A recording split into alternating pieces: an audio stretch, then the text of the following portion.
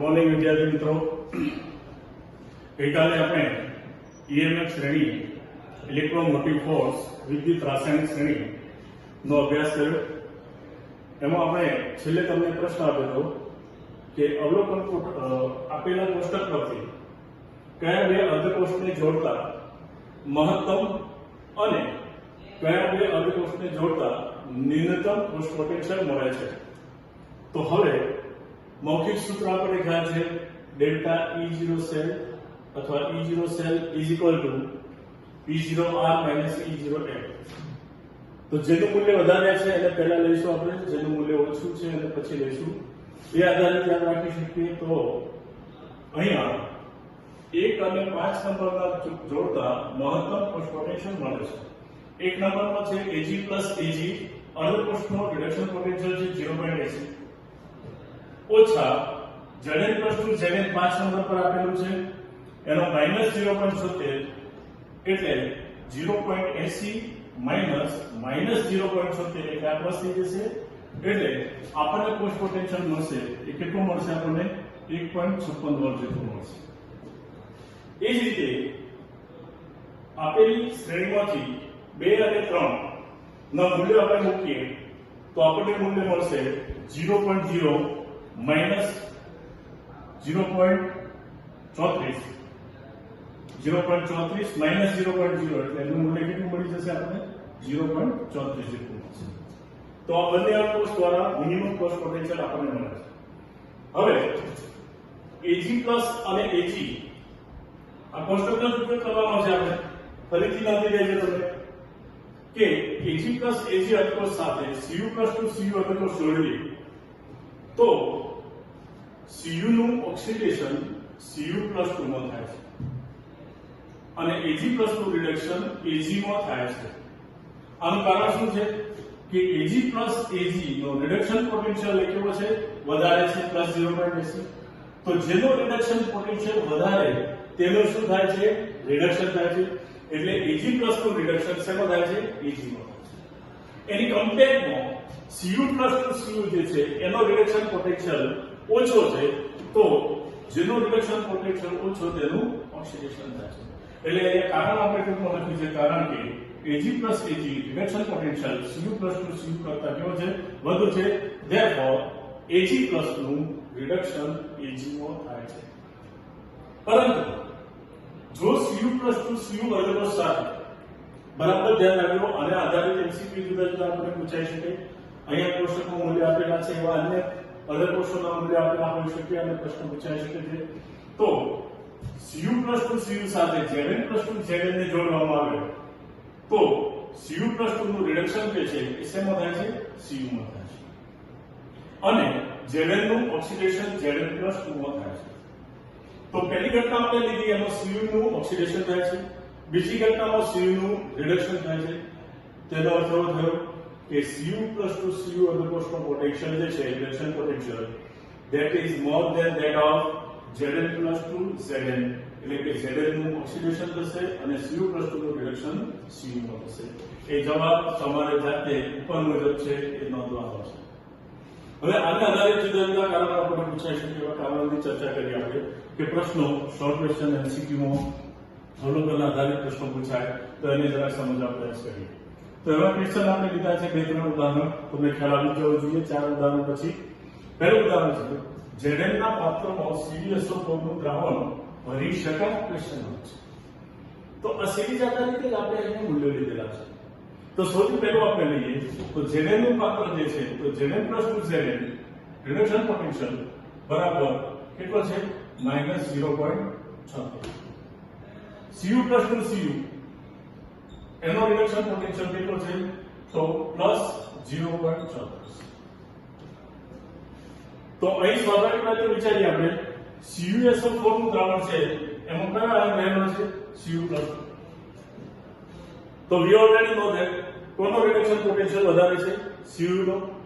તો Cu plus 2 નું રૂપાંતર Cu માં થશે. તેથી દ્રાવણ ભરી શકાશે નહીં.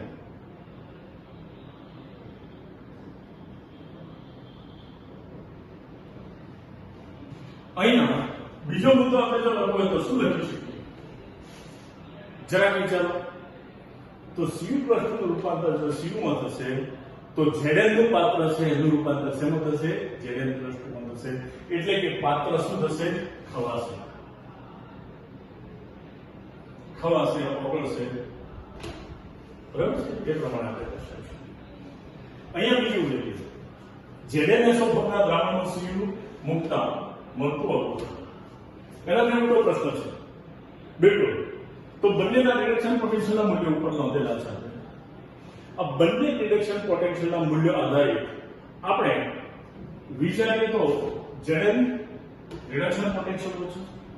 તો Zn-SO4 માં Zn પ્લસ 2 કેવો છે? આયન સ્વરૂપે રહેલો છે. તો અહીં Cu જે છે એનું રૂપાંતર Cu પ્લસ 2 માં થશે નહીં. એટલે Zn-SO4 માં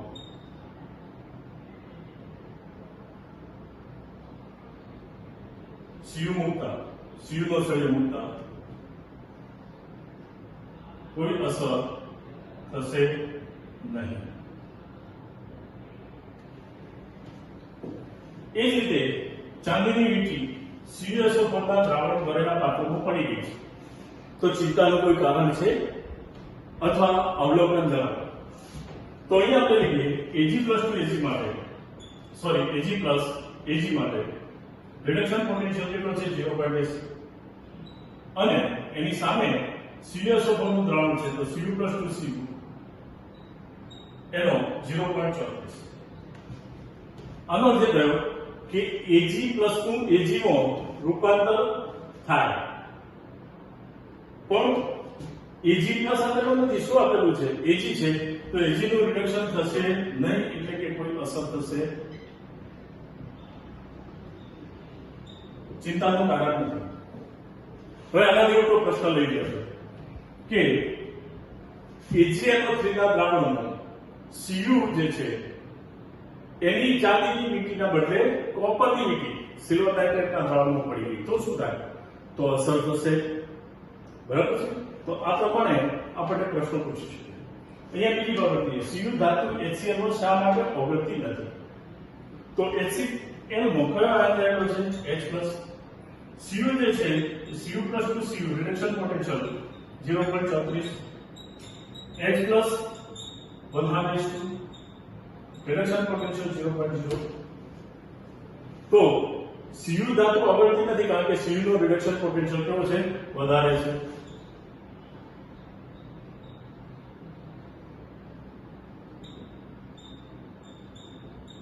તેથી અસર થતી નથી. આ પ્રમાણે અનેક ઉદાહરણો લઈ અને કારણો છે આપણે સમજી શકીએ. ટૂંકમાં આનો બેઝિક પોઈન્ટ છે એ યાદ રાખવાની જરૂર છે આપણે કે જેનો રિડક્શન પોટેન્શિયલ વધારે તેનું રિડક્શન થાય, જેનો રિડક્શન પોટેન્શિયલ ઓછો તેનું શું થાય? ઓક્સિડેશન થાય. હવે ઓક્સિડેશન માટે જો આયન હોય તો એનું ફર્ધર ઓક્સિડેશન સંભવિત બનતું નથી. ધાતુ હોય તો ધાતુ માટે ઓક્સિડેશન સંભવિત બની શકે છે. તો આ ઉદાહરણો છે, બે વાર તમારે રેફર કરી અને પછી એની સમજૂતી છે કરવાની રહેશે. હવે આગળનો ટોપિક આપણે લઈએ એના પછી. તો આપણે અહીંયા ભણ્યા એ છે કોસ્ટ પોટેન્શિયલ. કોસ્ટ પોટેન્શિયલ જે છે એના બે અર્ધકોષને જોડતા મળતા મૂલ્યો આધારિત આપણે કોસ્ટ પોટેન્શિયલનું મૂલ્ય લીધું. તો કોસ્ટ પોટેન્શિયલ જે છે એની ઉપયોગિતા શું છે? તો પહેલા એક વાક્યની અંદર આપણે બધું નોંધી દીધું કે કોસ્ટ પોટેન્શિયલની ઉપયોગિતા.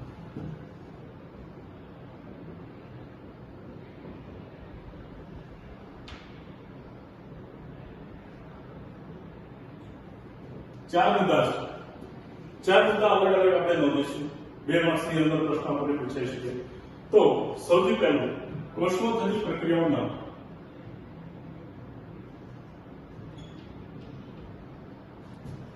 સંતુલન અચાનક જે છે ગણેશ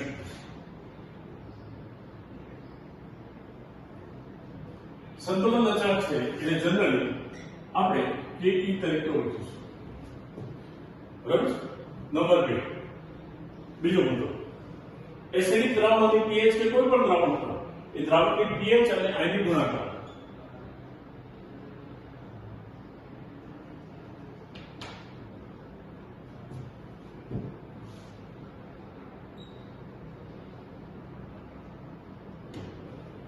આ બંને કરી શકાય છે. ત્રીજો પોઈન્ટ તો દ્રાવ્યતા ગુણાકાર તમને ખ્યાલ હોય તો ધોરણ 11 સાયન્સમાં આપણે ભણી ગયા છે. અલ્પ દ્રાવ્ય ક્ષારના સંતૃપ્ત જલીય દ્રાવણમાં રહેલા આયનોની સાંદ્રતાના ગુણાકારને શું કહેવામાં આવે છે? દ્રાવ્યતા ગુણાકાર. આના માટે તાપમાન છે કેવું હોવું જરૂરી છે? નિયત. કારણ કે તાપમાન બદલાય તેમ દ્રાવ્યતામાં ફેરફાર થતો જોવા મળે છે. તો ત્રીજી બાબત લઈએ આપણે કે દ્રાવ્યતા ગુણાકાર KSP નું મૂલ્ય ગણી શકાય છે. અને ચોથો એના મૂલ્યના આધારે કેટલાક રેડોસરોમાં પણ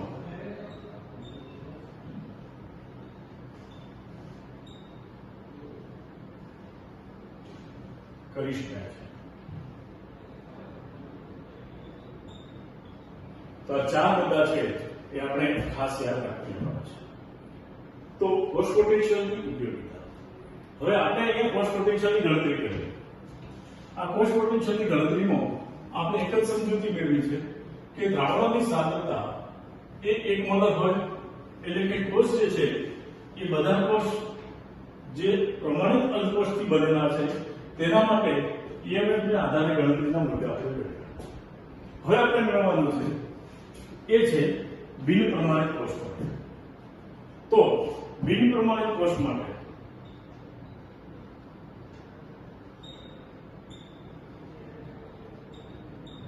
કોને કહીશું? તો પહેલી લાક્ષણિકતા લઈએ. પ્રમાણિત કોષ માટેની પરિસ્થિતિ ખ્યાલ છે આપણને. જનરલી દ્રાવણોની સાંદ્રતા 1 મોલર હોય તો એને પ્રમાણિત કહેવાય. તો બિન પ્રમાણિત કોને કહીશું? સિમ્પલ, દ્રાવણની સાંદ્રતા 1 મોલર ન હોય તો 1 મોલર કરતા જુદી હોય. બીજું કે દબાણ વાયુ ઘટક માટે 1 બાર અને તાપમાન T બરાબર 293 કેલ્વિન. આવા કોષ જે છે એને બિન પ્રમાણિત કોષ કહેવાય છે. પરંતુ અહીંયા આપણે ફર્સ્ટ ફેક્ટર જે છે પહેલો દ્રાવણની સાંદ્રતાના સંદર્ભમાં એનો ડેપ્થમાં અભ્યાસ કરવાનો છે. તો એના માટે નર્નસ્ટ નામના વૈજ્ઞાનિકે પ્રોનાઉન્સિએશનમાં નર્નસ્ટ ગુજરાતી માટે તમને બોલીશું તો વાસ્તવમાં નર્સ સમીકરણ છે. એને ઉષ્માગતિશાસ્ત્રના નિયમો આધારિત બિન પ્રમાણિત કોષ અને દ્રાવણોની સાંદ્રતા વચ્ચેનો સંબંધ જે છે એ એને દાખવ્યો. તો એને એવું દર્શાવ્યું કે 298 કેલ્વિન તાપમાને બિન પ્રમાણિત કોષ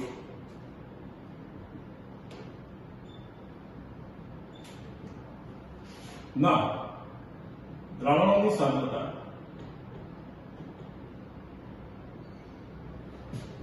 અને કોષ પોટેન્શિયલ વચ્ચેના સંબંધને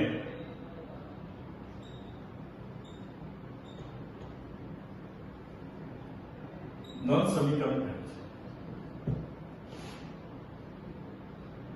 તો નળ સમીકરણ જે છે એ કોની સમજૂતી આપે છે? એક તો બિન પ્રમાણિત કોષ અને બીજી સમજૂતી આપણને આપે છે દ્રાવણોની સાંદ્રતા અને કોષ પોટેન્શિયલ. તો બિન પ્રમાણિત કોષ માટેનું કોષ પોટેન્શિયલ જે છે એને આપણે આ પ્રમાણે દર્શાવી શકીએ. E સેલ બિન પ્રમાણિત કોષનું potential is equal to E0 cell.